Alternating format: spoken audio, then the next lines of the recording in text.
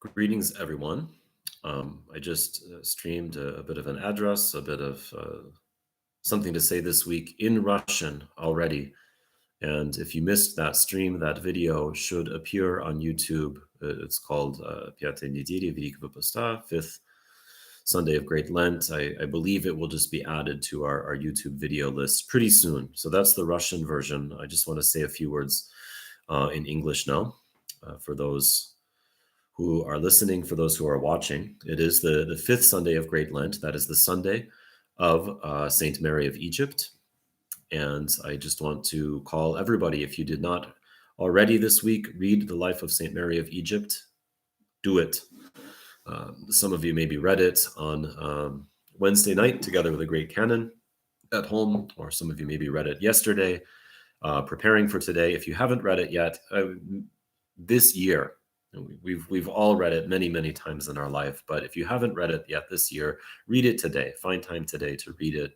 It is a very well written example of a life of a saint. Make sure you find the original. I think there are not too many abbreviated versions out there, but the original one written by Saint Sophronius of Jerusalem is the one that we know and love, that we've heard in various places. So that's the one you should seek out. So everyone knows that it seems like there's nothing to talk about these days except the world that we live in. Everyone knows that we're living in difficult times where our life is not going maybe the way that we're used to it going. And I just want to comfort everyone by saying this has happened before. This is not the first time that people's lives have changed. We should thank God that it's not changed because of a war. We're not being threatened with violence right now. There is a threat of disease and so on, but it could be worse. If we look, for example, at the life of St. Mary, I just want to say a couple of things about the fact that our county, Salt Lake County, has officially closed churches to the public. This is something, it's worth digging a little bit into this and reading the order. Salt Lake County published a couple of different publications. One is a poster dividing things into essential and inessential. And on that poster, it says work for the church is essential. And that might lead you to believe at first that that means that churches are open as usual. That's not what it means. If you read through the actual public health order, the churches are closed except to a group of people who provide video, live streaming of services. We're not doing that. There are a couple of reasons we're not doing that. One, you can probably find a better live stream somewhere else. There are a lot of people doing it well. Another reason is I think that we get more out of the services if we take this time to learn them a little bit more ourselves. Our parish email list contains the texts of the services on important days where we can read those for ourselves. And when we read those services for ourselves, I think that has more meaning for us. It definitely requires more of our attention than watching someone else's service online. Anyway, to get back to it, the rule in Salt Lake County is when churches are available, is churches are open only to the clergy and the people necessary to make a video. Well, okay, so that's what that is. We are doing our best we are definitely following the instructions, the laws set forth for us by the local authorities, with the very useful guidance of our bishops, of our metropolitan, who called us all to very carefully follow all of these rules for the sake of everyone's health, and our ruling archbishop, who gave us more concrete, more definite instructions, how this looks, how does all of this play out in practice, and how does this look. As far as these things go, there are definitely states in the United States where things are shut down more than they are shut down here. We have things relatively easy. We should still try to take our responsibility seriously for the public health. But when things are shut down, we should remember a number of examples from the past, and some of it the distant past, some of it the not too distant past. Some older examples are from the life of St. Mary. We look at St. Zosimus in that story, who was a monk and a priest who lived in a monastery where all except one or maybe two priests left during the entirety of Great Lent and lived and labored for God in the desert. And in doing that, you have to understand they did that. And for that entire period of Great Lent, they did not have confession or communion. Um, in our times, it's somewhat similar. A priest goes to communion maybe 4 times a year. It's just that's what the circumstances allow. Um, Also, in the Russian Empire, until more recent times, well, there's no Russian Empire anymore, but until the last days of the Russian Empire, the norm was for an Orthodox Christian in good standing to commune 4 times a year. Most Orthodox Christians at that time communed only once a year. The norm was 4 times a year communion, to such a degree that we can look back, and there are saints on the book.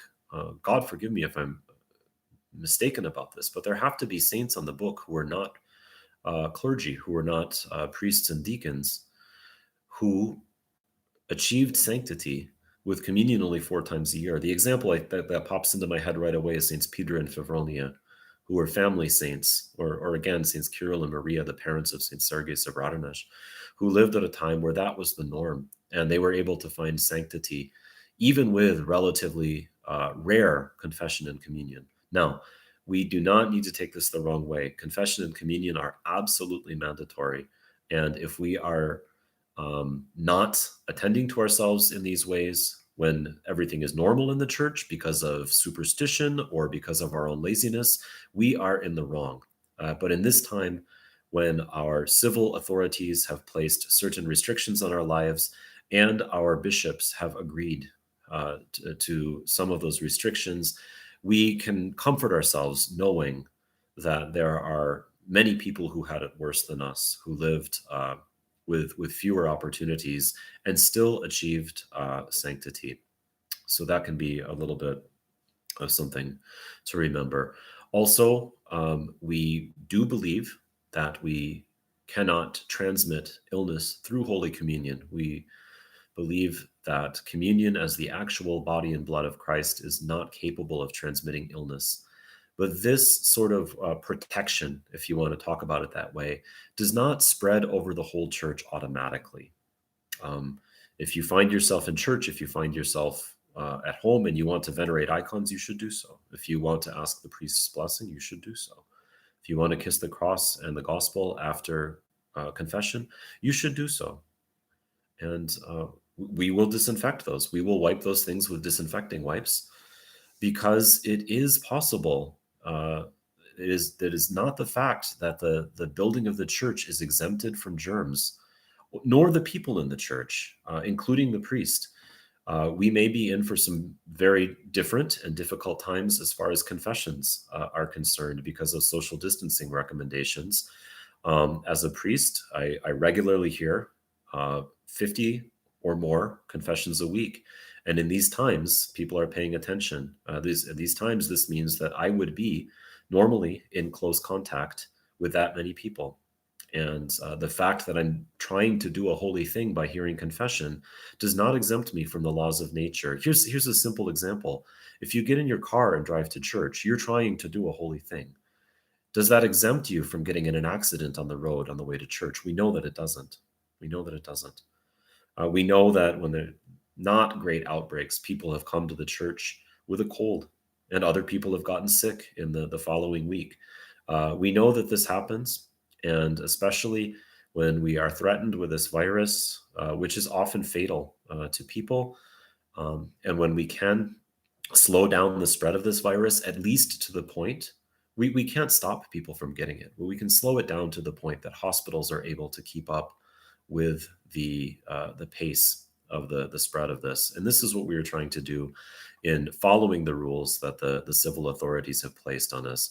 I just want to emphasize to those people who go to the church during the week, it's not closed off. The building is locked, of course. The parking lot is not closed off.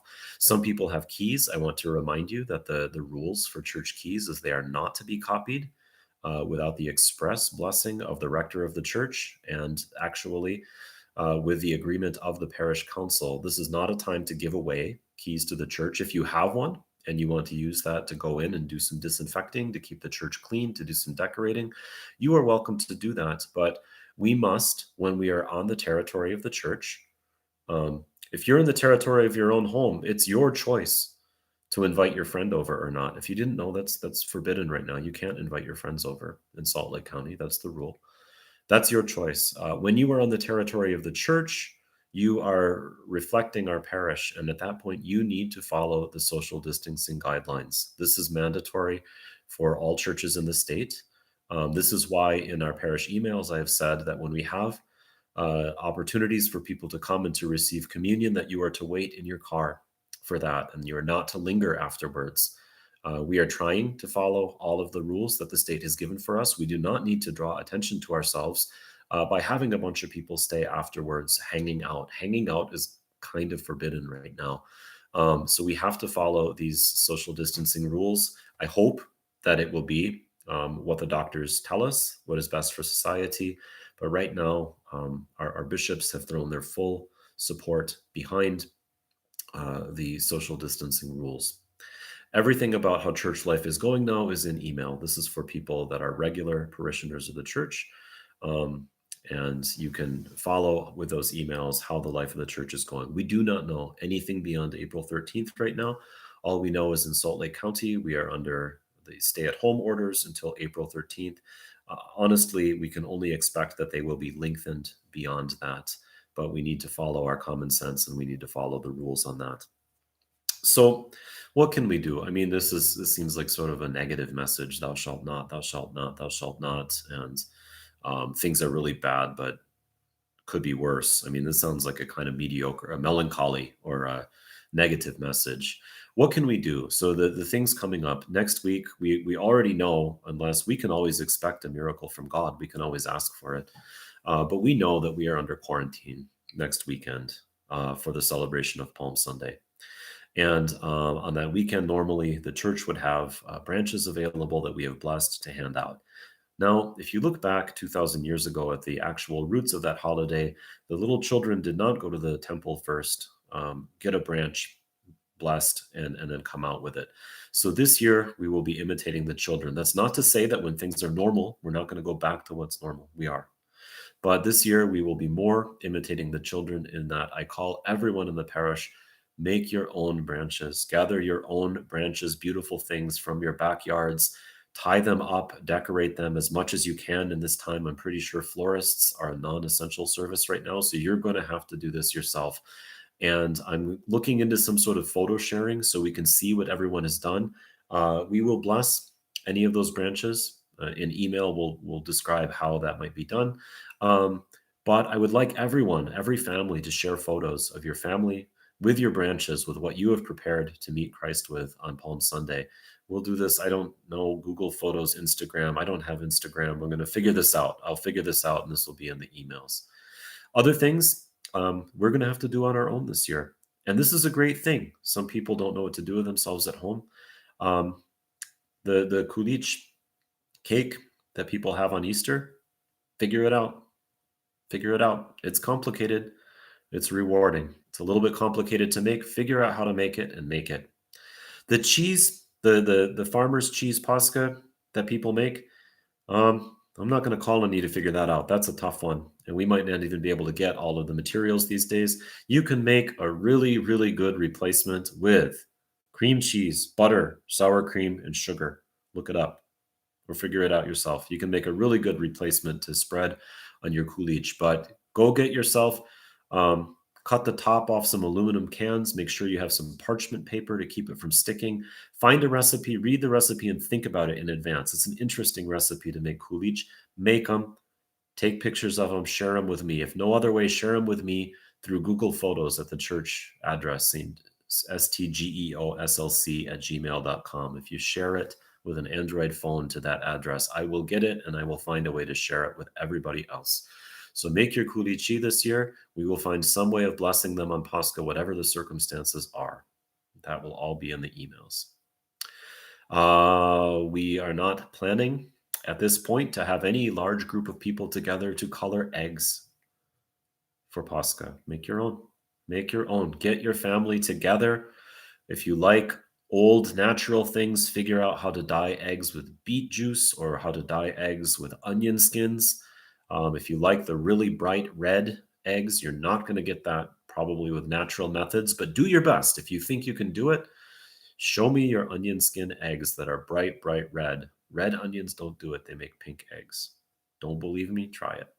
Make your Easter eggs, make your kulichi, make your branches for Palm Sunday. We will find every way we can to do this. We're talking about when there will be some times where the church is open. We don't know what Holy Week's going to look like, but when it is open, we are hoping this year to have just crowdsourced decoration. I don't think anyone is going to get together and decorate, but if we are able to come to church one by one and venerate the epitaphion, the Plascenica, bring some white flowers with you to leave.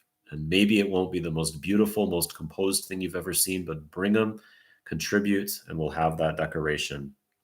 Do something beautiful. Do something beautiful with your time in these weeks. Prepare. There's going to be Pascha. It may not be like any Pascha you've ever had before. Some of you have been here more than 15 years. You remember the early days of our church. We had a priest come only once a month. We didn't have all the holidays.